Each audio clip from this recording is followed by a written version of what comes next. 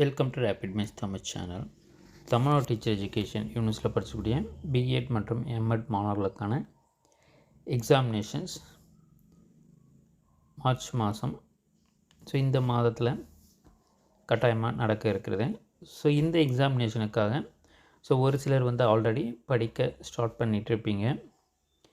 அதே போல் ஆரம்பத்துலேருந்து தொடர்ந்து படிச்சுக்கிட்டு இருப்பீங்க.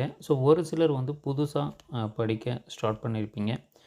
இப்போ தான் நீங்கள் புதுசாக படிக்கிறீங்க சொன்னால் அந்த சப்ஜெக்ட்ஸ் எப்படி படிக்க ஸ்டார்ட் பண்ணுறது, எந்த பாடத்துக்கு நம்ம முக்கியமாக இம்பார்ட்டன்ஸ் கொடுக்கணும், அதே போல் நிறைய பேருக்கு இம்பார்ட்டன்ட் கொஷின்ஸை மட்டும் படித்தா பாஸ் பண்ணிடலாமா, அது மாதிரி ஒரு டவுட் இருக்கும். ஒரு சிலருக்கு ப்ரீவியஸ் இயர் கொஷின் பேப்பர்ஸை மட்டும் படித்தா பாஸ் பண்ணிடலாமா, இல்லை ஒரு 2-3 யூனிட்டை படித்தா பாஸ் பண்ணிடலாமா.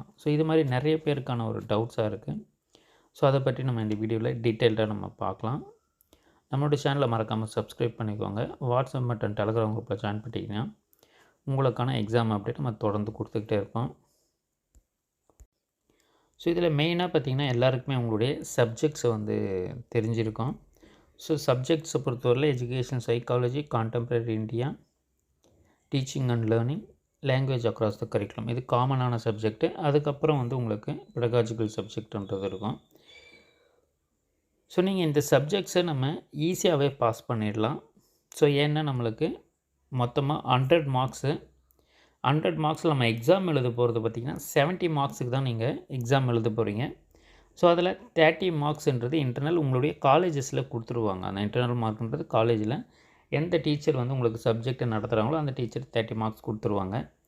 இந்த 70 மார்க்ஸுக்கு தியரிட்டிக்கல் நம்ம 70க்கு எழுத போகிறோம். அதில் 32 எடுத்தாலே பாஸ். அப்போ இந்த 32 மார்க்ஸ்ன்றது ஈஸியாக எடுத்துடலாம். ஏன்னு பார்த்திங்கன்னா நம்மளுக்கு கொஷின் பேட்டர்னை பொறுத்தவரையில் 1 மார்க்கு 5 கொஷின்ஸும் 5 மார்க்கு 3 கொஷின்ஸ் வரும். அதே போல் 10 மார்க்ஸு 5 கொஷின்ஸ் வரும். அப்போ இது 5, இது 15, இது 50. அப்போ 70 மார்க்ஸுக்கு எக்ஸாம் எழுதி 32 மார்க்ஸ் நம்ம ஈஸியாக எடுத்துடலாம். ஏன்னு பார்த்தீங்கன்னா நீங்கள் இந்த 10 மார்க்ஸ் ஒவ்வொரு கொஷினுக்குமே ஆல்டர்னேட்டிவ் கொடுத்துருப்பாங்க. இப்போ ஒவ்வொரு கொஷினை நீங்கள் ஜென்ரலாக படித்து நீங்கள் என்ன புரிஞ்சிருக்கீங்களோ அதை பற்றி நீங்கள் ஜென்ரலாக எழுதினாவே ஆஃப் த மார்க்கை உங்களுக்கு ஈஸியாகவே கொடுத்துருவாங்க. நல்லா ஒரு சில கொஷின்ஸ் நீங்கள் நல்லா எழுதிருந்தீங்கன்னா அதுக்கு ஃபுல் மார்க்கு கொடுத்துருவாங்க. அதெல்லாம் இந்த 32 மார்க்ஸ்ன்றது நீங்கள் 10 மார்க்கில் ஒரு 3 கொஷின்ஸ் நல்லா எழுதி 2 கொஷின் ஆவரேஜாக எழுதினீங்கன்னாவே 32 மார்க்ஸ் நீங்கள் 10 மார்க்ஸ்லேயே ஈஸியாக எடுத்துட முடியும். அதால் இந்த எக்ஸாமினேஷனை பற்றி யாருமே நீங்கள் கவலைப்பட தேவையில்லை. இப்போ தான் நீங்கள் படிக்க ஸ்டார்ட் பண்ணுறீங்கனாலுமே உங்களால் ஈஸியாக எழுதி பாஸ் பண்ணிட முடியும். அப்போ எந்த மெத்தடில் படிக்கிறது, அப்போ எந்த மெத்தடில் படிக்கிறது, எந்த மெத்தடில் படித்தா ஈஸியாக பாஸ் பண்ணிடலாம் பார்த்திங்கன்னா நம்மளுக்கு 1 மார்க் 5 கொஷின்ஸ் வரும். 5 மார்க் 5 கொஷின்ஸில் 3 கொஷின்ஸ் எழுதணும். அப்போ 15 மார்க்ஸு. 3 கொஷின்ஸ் தான் எழுதணும். 5ல் 3 எழுத போகிறோம். அதே போல் 10 மார்க்ஸில் ஈச் கொஷினுக்குமே சாய்ஸ் இருக்கும். அதுதான் இன்டர்னல் சாய்ஸு.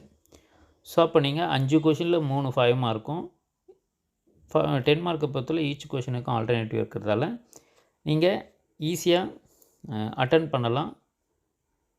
அதால் குறைந்தபட்சம் ஒரு 3 யூனிட்டை நீங்கள் நல்லா படிச்சுட்டு ஒரு 2 யூனிட்டை நீங்கள் ஆவரேஜாக இம்பார்ட்டன்ஸ் மட்டும் படிச்சிங்கனாலும் ஃபுல் மார்க்ஸை நீங்கள் ஈஸியாக ஸ்கோர் பண்ண முடியும்.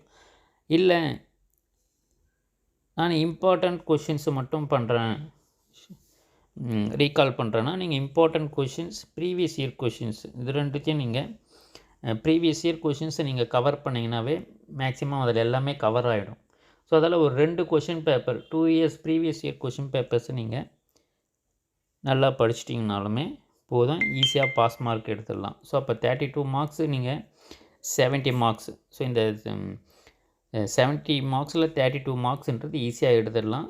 அப்போ எந்த சப்ஜெக்ட்டுக்கு நம்ம இம்பார்ட்டன்ஸ் கொடுக்கணும் பார்த்திங்கன்னா நம்ம பிஎட் படிக்கக்கூடிய மாணவர்கள் எல்லாருமே டிஃப்ரெண்ட் ஸ்ட்ரீம்லேருந்து இப்போ வந்திருப்பீங்க. இன்ஜினியரிங் படிச்சிருப்பீங்க, மேக்ஸு, ஃபிசிக்ஸு, கெமிஸ்ட்ரி. ஸோ அப்போ நம்ம அது போல் படிச்சுட்டு வந்தவங்க.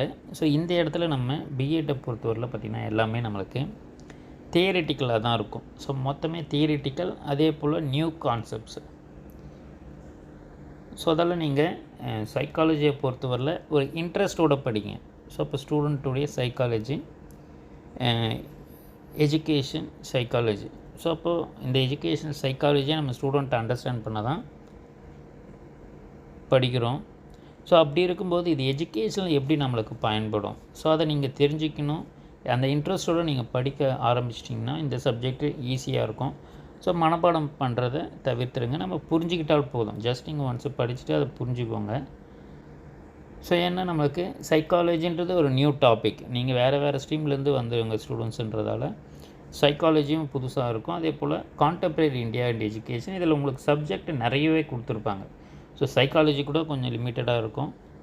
கான்டெம்பரரி இந்தியான்றது உங்களுக்கு அதிகபட்சமாக நிறைய இந்தியன் எஜுகேஷன் சிஸ்டம் ஃபுல்லாகவே நம்மளுக்கு இதில் தான் கொடுத்துருக்குறாங்க.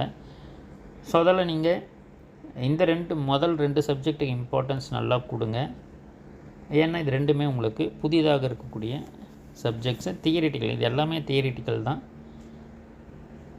நீங்கள் எஜுகேஷன் சைக்காலஜியை நல்லா படிச்சிட்டிங்கன்னா ஸோ அதை கூட நீங்கள் டீச்சிங் லேர்னிங்கில் அது உங்களுக்கு ரிலேட் ஆகும்.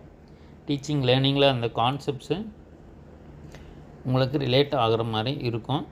பிஎட்டை பொறுத்தவரையில் எல்லா சப்ஜெக்ட்ஸுமே ரிலேட் விட்டு ஒன் அதர் தான். ஸோ அப்போ ஒவ்வொன்றுமே வந்து இன்டர் ரிலேட்டடாக இருக்கும். மற்ற சப்ஜெக்டில் இங்கே ஒரு கான்செப்டில் படித்த டாபிக் இன்னொரு கான்செப்ட்லேயும் வரும். ஃபார் எக்ஸாம்பிள் நம்ம பியாஜேனுடைய காக்னேட்டிவ் தியரி நீங்கள் சைக்காலஜிலையும் படிப்பீங்க, டீச்சிங் லேர்னிங்லேயும் இருக்கும், லாங்குவேஜ் அக்ராஸ் கரிக்குலம். ஸோ அப்போ லாங்குவேஜ் டெவலப்மெண்ட்லேயும் பியாஜெட் தியரியை கொடுத்துருப்பாங்க. ஸோ அப்போ பியாஜெட் தியரின்னு வரும்போது காக்னேட்டிவ் டெவலப்மெண்ட்டு. ஸோ அது வந்து psychology, teaching and learning, language across the curriculum, இது எல்லா இடத்துலையுமே உங்களுக்கு வந்து மிங்கிள் ஆகும். ஸோ அப்போ நீங்கள் அதை கான்செப்டை ஜஸ்ட் நீங்கள் புரிஞ்சுக்கிட்டிங்கன்னா போதும். இது எந்த இடத்துல அந்த கொஷினுக்கு கேட்டாலும் நீங்கள் அதை தொடர்புப்படுத்தி எழுதலாம். ஸோ அப்போ மெயினாக நீங்கள் அதில் இம்பார்ட்டன்ஸ் கொடுக்கணும். மெயினாக பிஎட்டை பொறுத்தவரையில் பிஎட்டுன்னு சொன்னாலே நீங்கள் சைக்காலஜி தான்.